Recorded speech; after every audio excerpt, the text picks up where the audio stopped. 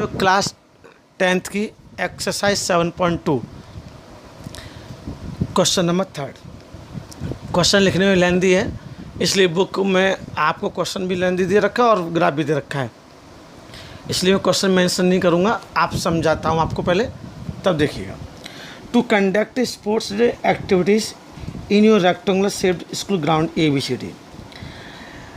School के ground में जो रेक्टेंगुलर शेप में है उसमें स्पोर्ट्स डे एक्टिविटीज़ होनी है। उसमें चॉक पाउडर से 1 मीटर की डिस्टेंस पर लाइन की गई हैं। 100 flower pots have been placed at a distance of 1 metre. और उसके ऊपर लाइनों के ऊपर 100 फ्लावर पॉट रखे गए हैं। क्लियर। निहार का अगर AD डिस्टेंस का 1/4 कवर करती है सेकंड लाइन में, और प्रीत उसी डिस्टेंस AD का 1/5 पार्ट्स रन करता है, जो कि 8th लाइन में है। तो पहले तो हम इन दोनों के हमको डिस्टेंस फाइंड करनी है, दोनों फ्लैग का, निहार का और प्रीत के बीच का। क्लियर। उसके पूछ रहा है कि अगर रश्मि को एग्जैक्टली बीच में फ्लैग लगाने हों तो वह फ्लैग कहाँ लगाएगी, ये एक क्वेश्चन है। समझ में आ गया आपको। तो लाइनें कितने मीटर की हैं? 1 मीटर पे 100 हैं। तो आपको पहले निहार का और प्रीत के, आपको पहले ये नहीं पता कि इसके कोऑर्डिनेट्स क्या हैं, तो पहले निहारिका को देखेंगे। निहारिका के देखेंगे कि क्या क्या उसके कोऑर्डिनेट्स हैं। निहारिका कौन सी लाइन में है? सेकंड लाइन में, तो सेकंड हो गया। उसने AD का कितना पार्ट किया? 1/5। कितना? 1/4। निहारिका ने तो 1/4 × 100, 4 से 100 काट दी 25, तो 2,25 हो गए उसके निहारिका के कोऑर्डिनेट्स। प्रीत के क्या होंगे? प्रीत कौन सी लाइन में? 8th लाइन में। और उसने कितनी डिस्टेंस कवर की? 1/5 × 100, तो 5 से 100 कैंसिल 2 टाइम्स 8 20 टाइम्स, तो 8,20। अब इन दोनों के बीच की डिस्टेंस क्या निकालनी है? डिस्टेंस। तो सबसे पहले हम लोग डिस्टेंस निकालेंगे। डिस्टेंस का फॉर्मूला बताया था मैंने आपको, x2 - x1 का होल स्क्वायर और y2 - y1 का होल स्क्वायर। इसको x1 x/1 और ये x2/2। तो 8 - 2 का होल स्क्वायर प्लस 20 - 25 का होल स्क्वायर। क्लियर। अब 8 - 2 कितना होता है? 6 का स्क्वायर 36 प्लस 20 - 25 क्या होता है? -5 -5 का स्क्वायर कितना होता है? 25। अब देखिए 6 और 5 11 4 2 6 √61 डिस्टेंस आ गई। अब निहार का प्रीत के बीच के जो डिस्टेंस थी वही आ गई।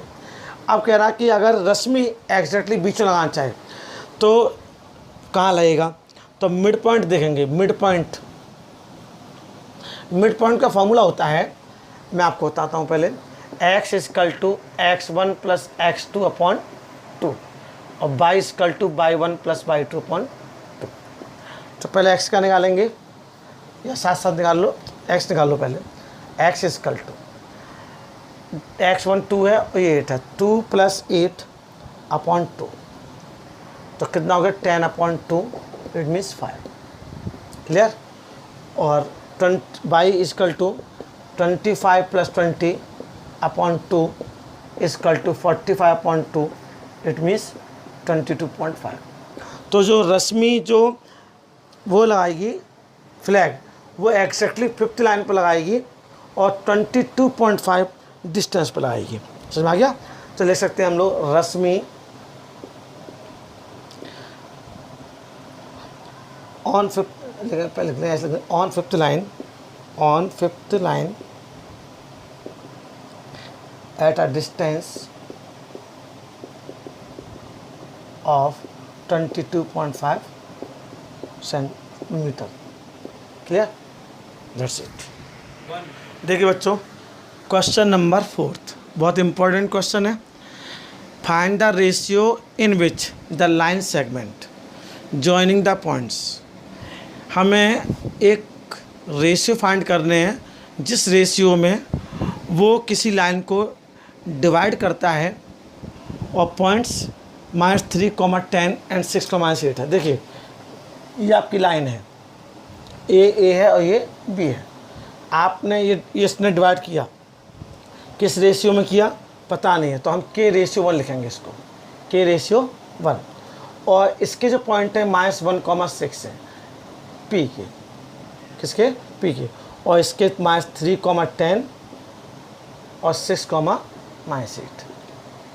ये x1/1 है, ये x2/2 है, ये m1 m2 है।